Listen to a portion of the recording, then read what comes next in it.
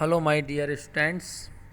Myself Puspender Bharadwaj, Assistant Professor, Department of Education, Jyoti Vidyapeeth Women's University, Jaipur. आज हम discuss करेंगे multifarious role of economics teacher in people's development, main function and responsibility of the economics teacher. Okay, तो आज first point is है multifarious role of the economic teacher in pupils development. Like the teacher of any other subjects, an economic teacher has to perform several roles for the many-sided development of the personalities of their students.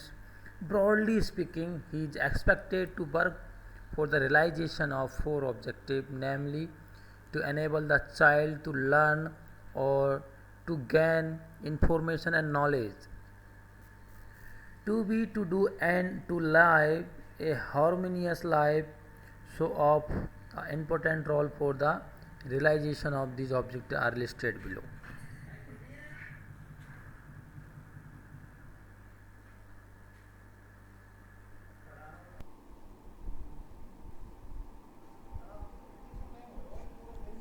First role is confident.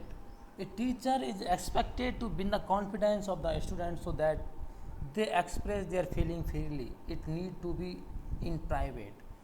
Actual क्या होती है, students की जो confidence buildup का काम करता है teacher, जो इकोनॉमिक टीचर है, ताकि वो स्टूडेंट्स घबराए नहीं, क्वेश्चंस पूछने में घबराए नहीं, कोई भी और टॉपिक से रिलेटेड कोई भी प्रॉब्लम हो, टीचिंग से रिलेटेड कोई भी प्रॉब्लम हो उसको, तो वो घबराए नहीं उस चीज़ को पूछने में। तो कॉन्फिडेंस बिल्डअप का काम करता है economics teacher. Second is democrat. He is expected to observe democratic value so as to prepare his student to a for a democratic way of life. लोकतंत्र का निर्माण करता है। लोकतंत्र मीन्स हर एक स्टूडेंट्स अपनी आवश्यकताएं, अपनी उसकी नीड्स, जो चीज़ें नीड्स है उसको क्लासरूम के अंदर वो उसकी मांग कर सके और टीचर उनको प्रोवाइड करवाए, स्कूल वाले या कॉलेज वाले प्रोवाइड करवाए इनको। तो डेमोक्रेट का भी रोल अदा करते हैं इकोनॉमिक टीचर। इक्वलाइजर मीन समानता है कि क्लास में इक्वलाइजेशन कैसी हो, ये सारी चीज़ें, इक्वलिटी कैसे बनाए रखे क्लास में, तो ये सारी चीज़ें टीचर रोल निभाते हैं। Facilitators of learning. स्टूडेंट्स को टीचर फैसिलिटीज़ प्रोवाइड करवाता है लर्निंग करने के लिए, चाहे वो ब्लैक बोर्ड के थ्रू हो, अगर ज़रूरत पड़ रही है प्रोजेक्टर की तो प्रोजेक्टर के थ्रू भी टीचर स्टूडेंट्स को लर्निंग करवाएंगे। और भी कोई टेक्नोलॉजी की ज़रूरत पड़ रही है तो वो टीचर्स वगैरह से सब रोल उनको सारी चीज़ें उपलब्ध करवा के स्टूडेंट्स को लर्निंग करवाएंगे। Next is friend and philosopher. Student teacher होता है स्टूडेंट्स के लिए एक रोल, फ्रेंड का भी रोल अदा करता है, फिलोसफर के ऐड का रोल अदा करता है वो, ताकि स्टूडेंट्स अपनी जो भी कुछ उसकी पर्सनल प्रॉब्लम्स है उनको टीचर के साथ शेयर कर सके और टीचर उनका सॉल्यूशन दे सके। Next is group leader. पूरी क्लास का लीडर के रूप में रोल अदा करता है टीचर, उनको संभालना, कैसे गाइडेंस करना है, कैसे काम करना है, कैसे पढ़ाई करनी है, सब गाइडेंस प्रोवाइड करवाते हैं teacher. Next is guidance, counsellor and helper. Teacher guidance का भी काम करता है, काउंसलर का भी काम करता है, हेल्पर करता है। गाइडेंस उस टीचर को, भाई जैसे स्टूडेंट्स स्टूडेंट्स पूछते होंगे, आपने चेक किया देखा होगा, सर बोला मैं मेरी 12th हो गई है, 10+2 हो गई है, तो मैं क्या करूँगा, आगे जाके क्या करना है, मुझे कैसे करना है, वो सब गाइडेंस मांगते। काउंसलर भी करते हैं, अगर कोई दिक्कत आ जाती है स्टूडेंट्स को तो वो काउंसलिंग भी करते हैं इसको, बेटा ऐसे नहीं ऐसे करना चाहिए। अगर स्टूडेंट्स को टीचिंग या लर्निंग या उसको स्टडी से रिलेटेड कोई भी प्रॉब्लम आ रही है, फैमिली में कोई प्रॉब्लम आती है, अधिकतर टीचर जब पता लगता है स्टूडेंट्स के पास ये प्रॉब्लम है, भाई इसके फाइनेंशियल प्रॉब्लम है, इसके पास बुक्स की प्रॉब्लम है, इसके बाद यूनिफॉर्म की प्रॉब्लम है, ये सारी प्रॉब्लम जब है तो स्टूडेंट्स को वो हेल्प भी प्रोवाइड करवाते हैं। Next is initiators. Initiators means ऐसी नई नई टेक्नोलॉजी को इनिशिएट करते हैं और स्टूडेंट्स को परिचित करवाते हैं, इंट्रोड्यूस करवाते हैं, नई नई चीज़ें एडवांटेजेस दिखाते हैं, उनके जो एजुकेशन को इनको प्रोग्रेस प्रोवाइड करवा सके स्टूडेंट्स की लाइफ में। Next is role model. Teacher क्या है, स्टूडेंट्स को रोल मॉडल के रूप में वो दिखाते हैं कि बोला मैंने ये किया था, मैंने ऐसे कर रखा है, तो आपको भी ऐसा करना चाहिए कि ओके। नेक्स्ट इज जज and detective, limiters or reducer of anxiety, moral educators, parents surrogate, relationalist, referee, reformer, resource person, upholder of the norm and value etc. ये क्या टीचर के जो स्टूडेंट्स और टीचर का रिलेशन होता है बहुत ही ज़्यादा, आपने सुना गुरु रे ब्रह्मा गुरु रे विष्णु गुरु देवो महेश्वरा, इस तरीके से जो एक टीचर होता है, टीचर माँ के बाद जो कुछ होता है वो सब बच्चे के लिए, स्टूडेंट्स के लिए माँ के बाद जो होता है वो सब टीचर होता है। तो इसके रोल्स है बहुत सारे चीज़ें, रोल्स मैंने आपको समझाए अभी। तो ये सारे रोल्स टीचर को, इकोनॉमिक्स टीचर हो चाहे कोई और सब्जेक्ट के टीचर हो, उनको डेवलप वो रोल अदा करने पड़ते हैं ये सारी चीज़ें। Now is main functions and responsibility of the economics teacher. The following are his main function and responsibility: character development of students, effective teaching learning, adjusting individual differences, classroom management, evaluation of pupil performance, curriculum development and implementation, developing good family and community relations, total school effectiveness, professional growth and ethics etc. First point is character development. For this, the teacher create an atmosphere of purposeful order, enlist people's assistant in orderly, friendly, courteous and cooperative interpersonal relations, develops a respect for the rights, privilege and opinion of others, create group situation which will develop desirable relationship and followership quality in the pupils, set a standard of classroom and school environment behavior which conform to socially acceptable behavior, direct discussion and develops understanding on moral and other ethical issues in order to develop the understanding of the reasons for ethical standard, encourage each pupil's thinking and action. Students के character development के लिए teacher atmosphere create करते हैं, purposeful order होता है उसमें, friendly orderly, ये सारी चीज़ें। नेक्स्ट इज रेस्पेक्ट डेवलप करते, राइट्स, रेस्पेक्ट के लिए राइट्स क्या क्या है वो, इंटर और प्रिविलेज, उनके ओपिनियंस अदर्स लोगों के लिए उनके ओपिनियंस क्या है, ये सारी चीज़ें इनको सिखाई जाती है। करेक्टर डेवलपमेंट कि एक स्टूडेंट के अंदर कैसे करेक्टर डेवलपमेंट किया जा सके कि वो खुद का सम्मान करवा सके समाज में और समाज का सम्मान कर सके, कि वो समाज के लिए काम करे, इस तरीके से होना चाहिए। Next is techniques of teaching और effective teaching. This includes selecting material teaching aids and methods will be facilitate the learning process and stimulate student desire for further learning. Meeting the needs, background and capacities of the children being taught. Analysis the evaluating the effectiveness of various teaching technique in order to improve the learning process. Teaching by use of a suitable variety of lecture, discussion, demonstration, visual or and oral presentation, recitations, directed group efforts, experimentation, special project and field trip. Endeavoring to obtain and maintain pupil interest and attention so that teaching is done in a receptive, respective environment.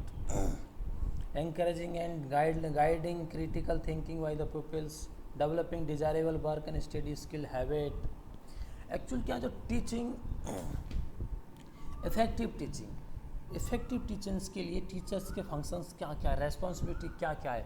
Effective teaching करने के लिए पूरा का पूरा subject matter का material है जो वो कलेक्ट करने की जो फंक्शन जो रेस्पॉन्सिबिलिटी है वो टीचर की है, और उस सब्जेक्ट मैटर को कैसे कम्युनिकेट करना है स्टूडेंट्स को वो रेस्पॉन्सिबिलिटी टीचर की है।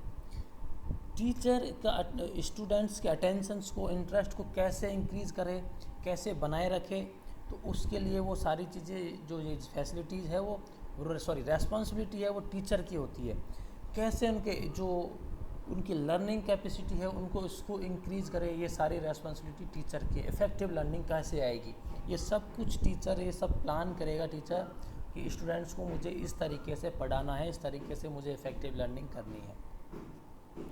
चाहे वो नॉन टेक्निक्स का यूज करके हो, चाहे टेक्नोलॉजी का यूज करके हो, लेकिन होनी चाहिए effective learning. Now next point is adjusting to individual differences and development level. This self for first point is drawing upon and applying the basic knowledge of the psychology of the child in order to establish readiness for learning. Students में जो knowledge है students की, जो उसको उसके psychology of the child's की उनको establish इस तरीके से कर सके वो रेडी हो जाए लर्निंग करने के लिए, इस तरीके से उनकी साइकोलॉजी को कुछ डेवलप किया जाए नॉलेज के थ्रू, ये सारी चीज़ें। Making an efforts to know as much as possible about the background and out of school environment of each child in order to improve the teaching learning process. Students के background के बारे में जितनी possibility हो सके उतना जाने, और स्कूल जो आउट ऑफ इन्वायरमेंट है, स्कूल्स के बाहर का इन्वायरमेंट है, वो भी इस तरीके से उसको इम्प्रूव करे, उसको ऑर्डर को, वो इन्वायरमेंट को, आउट ऑफ स्कूल इन्वायरमेंट को, टीचर स्टूडेंट्स के बैकग्राउंड को, कि जो लर्निंग है, जो टीचर की स्टूडेंट्स की लर्निंग प्रोसेस वो जो इंक्रीज हो सके, वो इम्प्रूव हो सके। Now next is developing in each people a sense of personal growth and value. Students की, प्रत्येक स्टूडेंट्स की जो पर्सनल ग्रोथ है और वैल्यू है उनको डेवलप किया जाए। Maintaining discipline by being consistently friendly fair and firm. Handling behaviour problem control manner. Students का बिहेवियर प्रॉब्लम्स उनकी कंट्रोल मैनर में हैंडल करना, ये सारी चीज़ें डेवलपमेंट लेवल्स के अकॉर्डिंग आती हैं। तो टीचर की नेक्स्ट रेस्पॉन्सिबिलिटी है कि स्टूडेंट्स के, हर एक स्टूडेंट्स के डिफरेंसेस जाने और उनका डेवलपमेंट लेवल्स को इंक्रीज करें। Now is classroom management, assessing responsibility to pupils for the care and housekeeping of the classroom physical assets. जो क्लासरूम की फिजिकल एसेट्स है उनका भी केयर करे स्टूडेंट्स, इसकी रेस्पॉन्सिबिलिटी है इस तरीके से। और developing prepare providing material and equipment and displaying it in a manner so as to improve to learning situation. Students classroom इस तरीके से इक्विप्ड होने चाहिए, डिस्प्लेइंग ऐसी तरीके से होनी चाहिए कि स्टूडेंट्स की जो लर्निंग सिचुएशन है वो इम्प्रूव हो। Maintaining the classroom in healthful and safe condition, assuring proper lighting, ventilation etcetera. जो क्लासरूम है वो उसमें प्रॉपर वेंटिलेशन होना चाहिए, प्रॉपर लाइट होनी चाहिए और सेफ कंडीशन में होनी चाहिए। इस तरीके से नहीं कि थोड़ा अंधेरा से रहता हो, उसमें थोड़ा सफोकेशन टाइप से रहता, नहीं, ऐसा नहीं होना चाहिए। क्लासरूम एकदम नीट क्लीन होनी चाहिए एंड हेल्थफुल भी होनी चाहिए, वो सेफ कंडीशंस में होनी चाहिए। ये सारी रेस्पॉन्सिबिलिटी टीचर की होती है और स्टूडेंट्स को ऐसी इस तरीके से पढ़ाया जाना चाहिए ताकि वो क्लासरूम को अपना घर समझे और घर की तरह उसको साफ रखे। Next is preparing and maintaining orderly and accurately all required records such as attendance registered. Now next point is evaluation and reporting of pupil performance. अब आता है स्टूडेंट्स की परफॉर्मेंस को किस तरीके से इवेल्युएट करें और रिपोर्ट करें। Devising and administering appropriate tests to measure the level and quality of pupil learning. interpreting test result and relating findings to people's progress or back of it in order to improve the teaching and learning process. Evaluation करने के लिए time to time test लेने चाहिए students के, verbally, orally, written में, इस तरीके से। और फिर उस रिजल्ट्स के में टेस्ट रिजल्ट्स आए, रिजल्ट्स टेस्ट के रिजल्ट चेक करके फिर चेक किया जाएगी स्टूडेंट्स पीछे की ओर गए हैं कि उनकी प्रोग्रेस हुई है। ये सारी चीज़ें ये सारी चीज़ चेक करके फिर टीचिंग की जो प्रोसेस है उसको इम्प्रूव किया जाना चाहिए। Evaluating people performance through report, recitations and homework and other types of assignment. जो स्टूडेंट्स की एवेल्यूएशन वो परफॉर्मेंस है उसको एवेल्यूएट करना चाहिए रिपोर्ट्स के थ्रू एंड होमवर्क के थ्रू, और कोई भी असाइनमेंट दे दिए उसके through. Reporting people's achievements and progress to parents by means of conference and progress report. जो स्टूडेंट्स के अचीवमेंट्स है और उनकी प्रोग्रेस है उसको उनके पेरेंट्स के सामने कोई कॉन्फ्रेंस के, सेमिनार के थ्रू और प्रोग्रेस रिपोर्ट के इस तरीके से बना के उनको प्रेजेंट्स की रिपोर्ट्स करनी चाहिए उनके पेरेंट्स को, स्टूडेंट्स के, ताकि वो थोड़ा इम्प्रूवमेंट, थोड़ा बच्चे की तरफ घर वाले भी, अगर उसकी प्रोग्रेस रिपोर्ट थोड़ी बेकार है तो घर वाले भी थोड़ा ध्यान दे, टीचर थोड़ा जो लर्निंग प्रोसेस को चेंज करे। Now next of point is curriculum development and implementation. In this point, first point is participating in grade level of subject matter study of existing curriculum and the development of improved expanded curriculum. जो subject matter है वो curriculum में होना चाहिए पूरा, और अगर ऐसा नहीं है तो करिकुलम को एक्सपेंड करना चाहिए, डेवलप करना चाहिए, इम्प्रूवमेंट लाना चाहिए करिकुलम में। Determining the object, scope and method of grade and subjects to be taught. Subject जो पढ़ाई जा रही है उनके ऑब्जेक्ट्स क्या क्या होंगे, स्कोप कितना रहेगा और मेथड्स कौन कौन से यूज़ किए जाएंगे, वो सारे डिटरमाइन होने चाहिए। Devising assignments when necessary in order to enrich the teaching program for the pupils. Correlating subject matter with the curriculum of other subjects. Now next point is developing good family and community relations. अब teacher की जिम्मेदारी है कि students के अंदर family and community relations को improve कैसे करें, डेवलप कैसे किया जाए, वो सारी जिम्मेदारी भी टीचर की ही होती है। Participating in parent-teacher association and similar activities. Participating in community affairs, making himself available to present a schedule, time to discuss people progress and behavior. जो establishing and maintaining a good relationship with parents and reporting of people progress, problem, need for the time to time. Assuring through personal behavior in the community that the school staff image in the community is favorable. Students की जो community family से relations को improve कैसे किया है, उनको develop कैसे किया जाए, जैसे कि कुछ नई समाज सोसाइटी के लिए कुछ सफाई का प्रोग्राम चलाया, सोसाइटी अवेयरनेस के लिए कुछ और प्रोग्राम रखे, इस तरीके से कल्चरल प्रोग्राम रखे, तो इस तरीके से स्टूडेंट्स को सोसाइटी और फैमिली के नज़दीक की बनाए रखने के लिए भी टीचर को रेस्पॉन्सिबिलिटी रहती है। The total school effectiveness including accepting responsibility for people discipline throughout the school and the interest of the school as a whole.